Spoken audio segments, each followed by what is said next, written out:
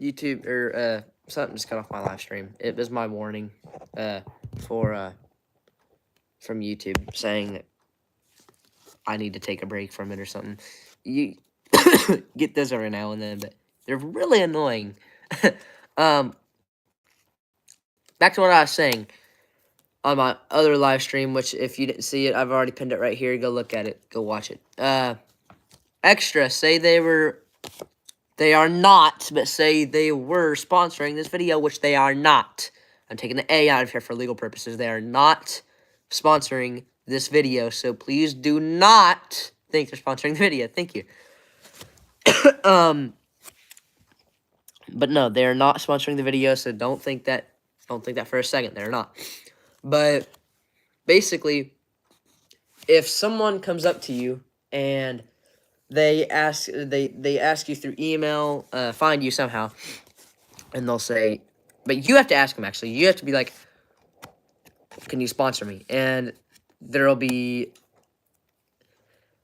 a, you'll have to sign, basically, like a petition, basically saying that you're going to stay there for a certain amount of time. So, basically, kind of like I don't know, sort of like, I forgot what it's called.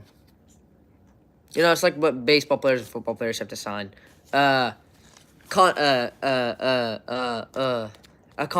like a 5-year contract, saying that they can't leave that team or something.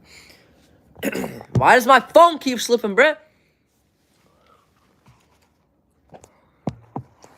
See, this is why I need to switch back to freaking cameras, bro.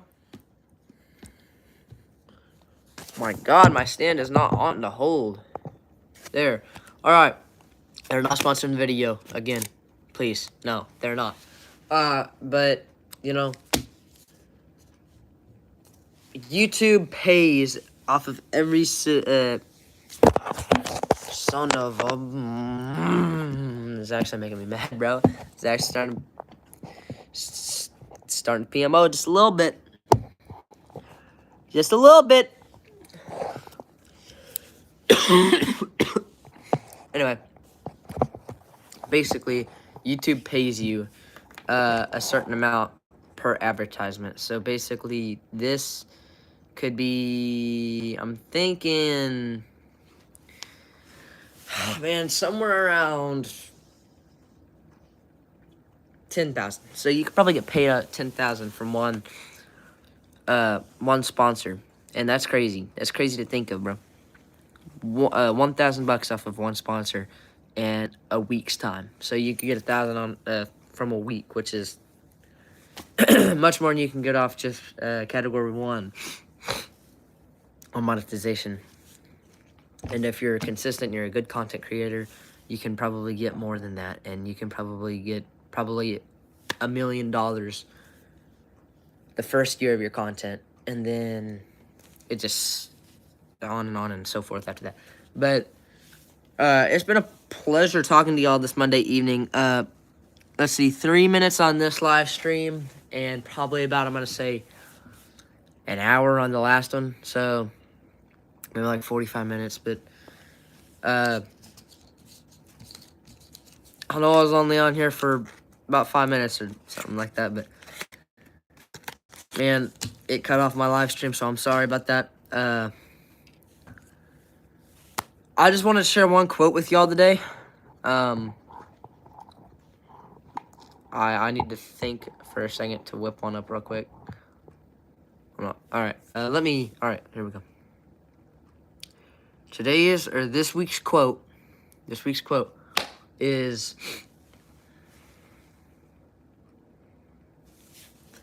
I've learned that, okay, no, that's a, we could do, alright, today's quote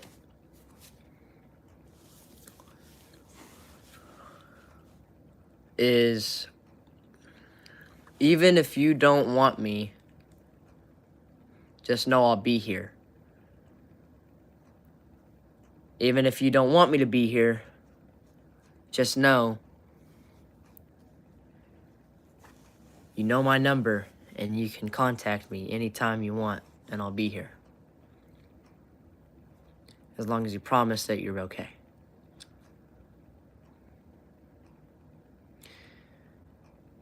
That quote, I'll give the credible sources of that quote to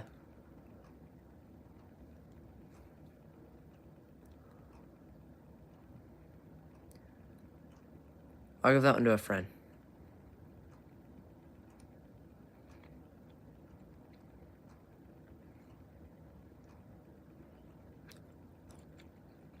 I'll never let down a friend.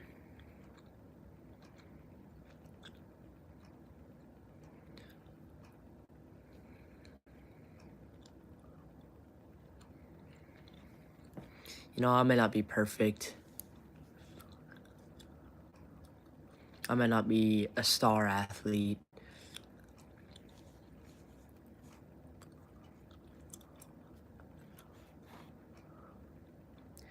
I may not have the best dream job anyone could possibly have. And I know that. And I know what I want.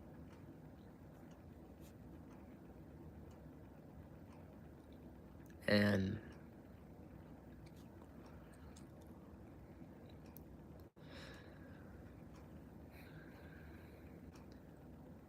I've learned that you can't always have your way in life. I've learned that, I mean, I've failed in so much things in my life, it's unbelievable. I've failed in parents. I failed in love. I failed in friend.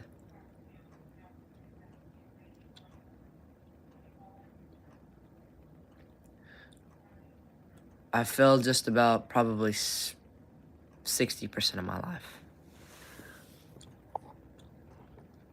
But we can't all win. I mean, no one can always win. And that's what I've came to the conclusion of. And no matter how much you want something or how much it hurts to see something just dwindle away, when you finally get a tiny little piece of that, the tiny little crumb that fell from the pie, it just feels like life just took a whole different change, and it went from being as heavy as an anvil to being as heavy as a piece of tissue.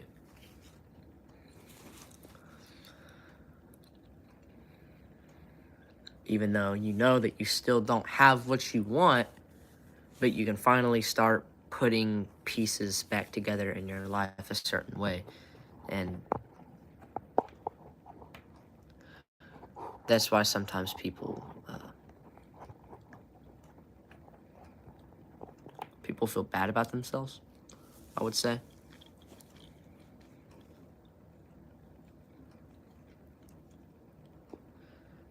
I know everyone's had that time in their life, no matter how old you are. I mean, if you're older than 5, everyone's had that time in their life where they've lost someone or something so important to their everyday life. Even if it wasn't for a long amount of time, they still got really comfortable around that person, and they were used to that person. And then when they seen that person or that thing that they had for a short amount of time go away, it felt like the piece of your life, the only piece of your life that brought you joy and happiness, sank. And so when that sank, it made your mind go to all of these different states. One saying, it's okay, you'll get through this, you'll be fine. This is God shaping you to be a bigger person. You know, he only brought this thing into your life for a short amount of time to see how you would handle it. And then the other side is saying, what are we even doing? You know, it's saying, how do you go from being so happy every day to being so depressed in a 24-hour basis? It's like when you're warm and then you jump straight into a cold, like, pool or something. You feel like, wow, it just made my whole body cold that fast. It's crazy how someone can go from so happy and enjoying a nice simple life to 24 hours later feeling like they don't even have a purpose anymore, because the only thing that brought them joy and comfort in their life left.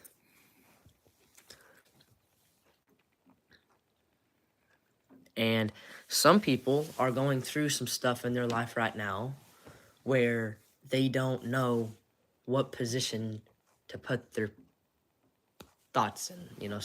Some places they're trying to say it's okay, just sleep it off, but sleeping it off is only going to make it worse, because you're going to go to sleep and then boom, the next morning you're going to wake up, or the next hour or so, and it's just going to hit harder, and then you're just going to go back to sleep, and then it's just a repeating cycle. And then the other one just says, just end it already, you'll feel so much better. And then the other side just says, it'll be okay, we're going to cope with this, we're going to take all this energy that you're putting in your body, and we're going to make it, and we're going to, like, tear basically every little cell down in your body and create stronger ones through this emotional state that you're going through. Oh, my bad. All right. So it's not that you're weak if you think that. It's not that you're weak if, you feel like you let everyone down. You're not being weak. That's you being human. And I am a forgiving person. I probably shouldn't be, but I am. And I'll get mad and I'll throw a fit over something that's petty. And then I'll end up feeling really bad about it, because I realize how happy people are. And it still hurts me to this day having to say that, because, the thing that I had in my life brought me joy. And to see that thing go away and it has moved on, sometimes, sometimes it does, still hurt a little bit, but I've learned for the most part, everything happens for a reason. And like I said, we're not all going to be winners. So why not just turn your face from the fact that you don't have it, whatever it is, and then turn your face to something new that says, start over. And I know what y'all are thinking. If y'all are thinking about heartbreak, a girl, God brought someone special into your life, and then everything was good, and then somehow, it ended. Whether you're the person who ended it or the other person is that ended it, I'm just telling you right now, if you're the one who ended it, you need to go back and you need to find out what you did wrong, and you need to apologize, and you need to make it an actual apology, and you need to make sure that you need to make things right, and then maybe the door will be cracked open a little bit so you can make your go at it. But if you're not, then it sucks. It sucks, because you have to wait around for as long as that, and who knows, God, who knows. Could be a couple weeks, could be 1 or 2 months, could be 3, 4, 5, 6 months. It could be however long it takes for you to get over that person. And I know some people, you're like, well, I can't get over her, or I can't get over him.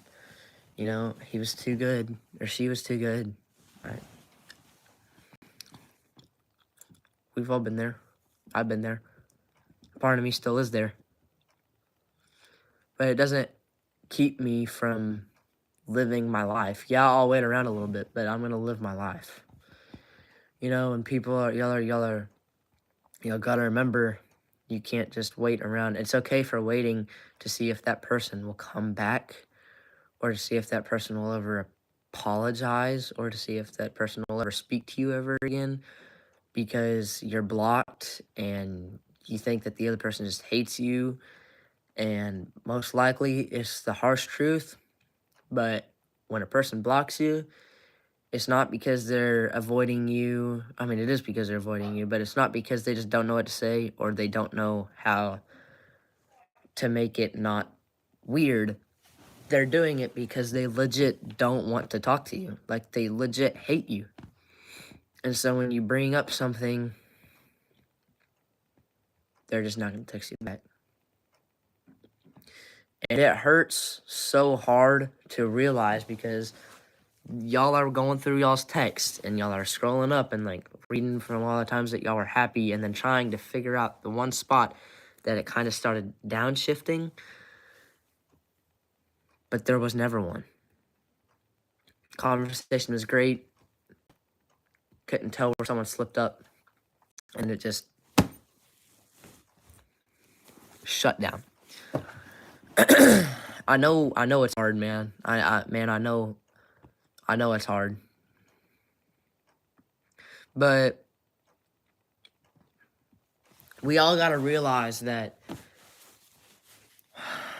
it's like I got to back it real quick. Hold on. Like I said, it's okay to wait around. Wait for as long as you need. See if that person will contact you at all, because if they really wanted to contact you and really wanted to talk to you, they don't fully hate you. I mean, they still have to care about you a little bit to still talk. Whether that's just a few words or, I've been there. You can be so I don't know, but you can be so in love with someone, and then when that relationship falls and then everything starts to break apart, and then that person that you were deeply in love with and that you loved from literally the bottom of your heart and would have done anything for, and I mean, when that person talks to you,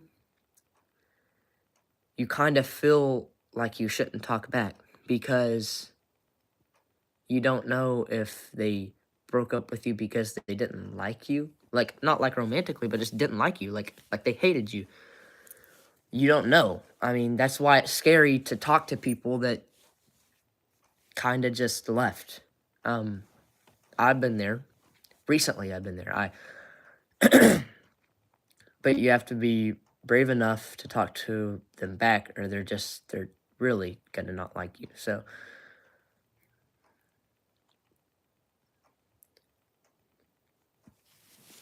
but you can't just wait around and wait for that girl to talk to you again. Me and you on the other end of the screen, if you've ever been through this, me and you are the same. You're sitting right here saying, I know what you're saying, but I can't do that. I'm in love with her. Or I'm in love with him, or whatever, girl or boy. I'm just going to use it in a girl's perspective or in a boy's perspective, because I'm a boy, of course. So, but like, you're gonna say, but I'm still in love with her. Like, I can't just move on. And I totally get that, because you can't just move on just like that. Like, no one. Basically, what you're gonna do is you're gonna try to find different girls to get over that one, and they're gonna change your life in a bad way.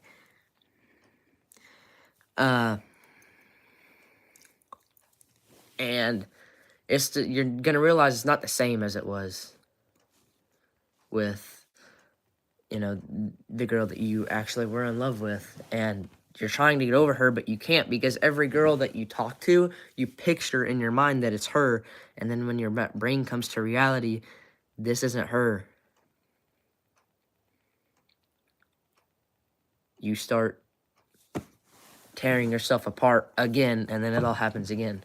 And so it's scary to try to get over someone that you were seriously, deeply in love with and would do anything for, and would have done it. Well, I mean, you would have done anything for, and I mean, you probably still would have. I mean, I would still, like,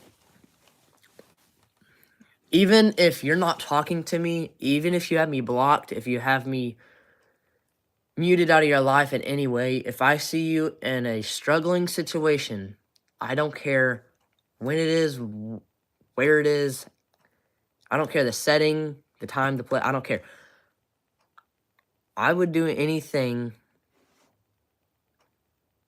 because you're my friend.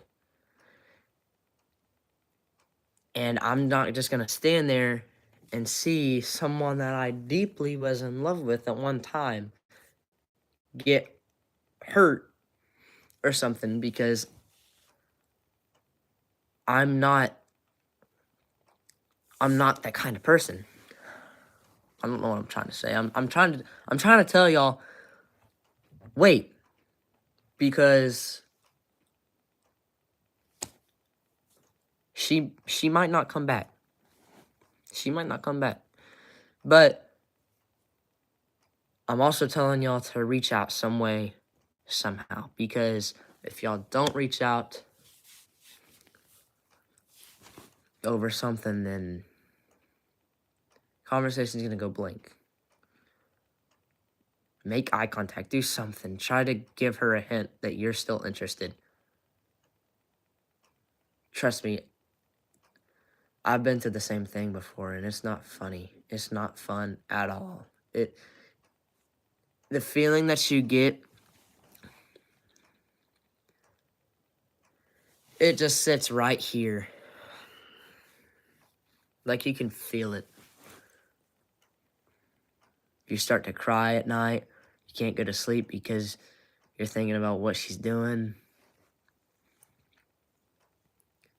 You're scrolling through the text, like I said, trying to see where everything started shifting, trying to get to the bottom of what actually happened and why she did that. You're mentally exhausted, but you can't go to sleep because you're too caught up in feelings. I think I've had like 26 voice cracks on this freaking live stream. I've never had this much voice cracks ever. I'm sorry, but back to seriousness. But you can't sleep. That night after heartbreak, it messes with you bad, especially if you recently had an opportunity to go spend time with your girl, and then you turned it down.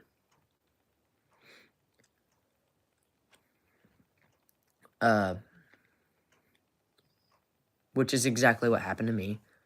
I'll admit. I should have spent that time while I had the chance. I got asked if I could go hang out, and I said no, because I was too caught up in something that I thought that I was going to have just so much fun. I was too caught up in that.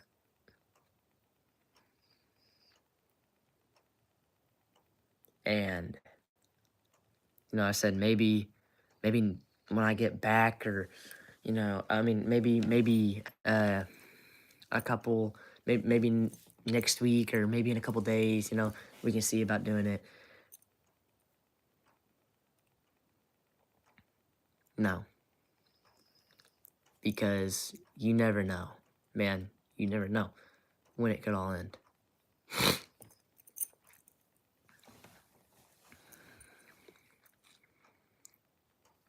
It's the same exact, for those of you who don't know, Trust me, you don't want to know. And you're sitting there thinking it cannot be that bad. It's that bad. Think of someone you really love. Your mom, dad, grandma, grandpa, aunt, uncle, dog for that much. Dog or cat, animal. Say you had just went fishing with your mom or dad or grandpa, grandma, whoever, or went hunting, or even just played with your dog outside, and then the next day you found out they're no longer here.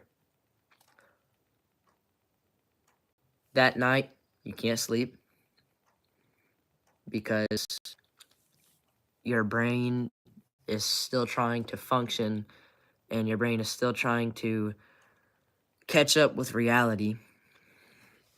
That's basically why you can't sleep after a breakup, because your brain is trying to catch up with itself because it's in shock. And I take the blame, you know. I'm the one who messed up.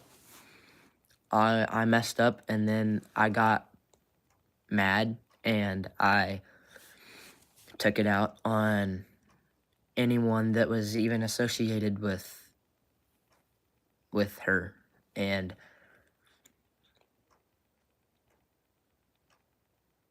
okay, I'm hearing a tornado alert real quick. I'm gonna get off of here. I'll be right back. Let me go check this real quick.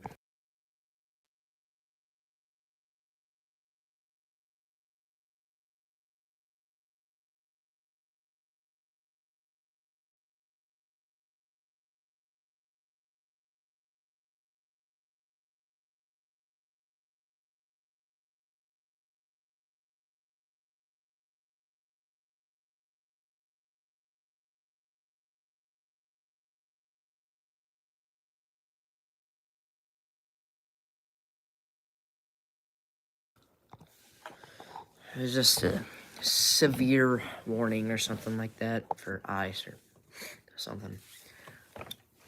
A lot of y'all may be thinking it's middle of winter. You're not going to have a tornado. Some of y'all are thinking, what is a tornado? I live in Tornado Valley, like straight in the dead center of it. So one could literally just pop right out of the sky. I live in Oklahoma, so it can get really bad here. Back to what I was saying, though.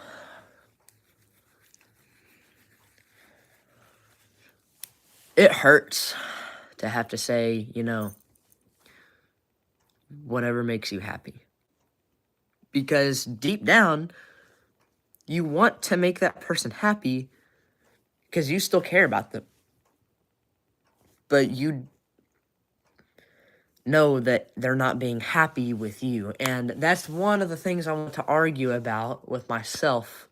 And it's what I've been wanting to argue. It's what I've been trying to argue with myself that I cannot figure out since my heartbreak. And that's, do I miss? The question is, that I always tell myself is, do I miss her or do I miss the way she made me feel? And I can't quite put a finger on it. I've told myself both, but I can't pick one.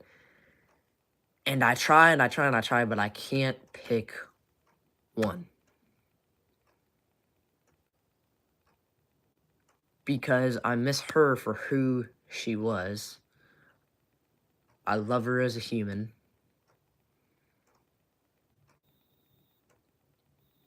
She all around an amazing person. I have nothing against her. And on the other hand, she literally made me feel a way that I've never felt before. Like, I've never felt what I had felt before.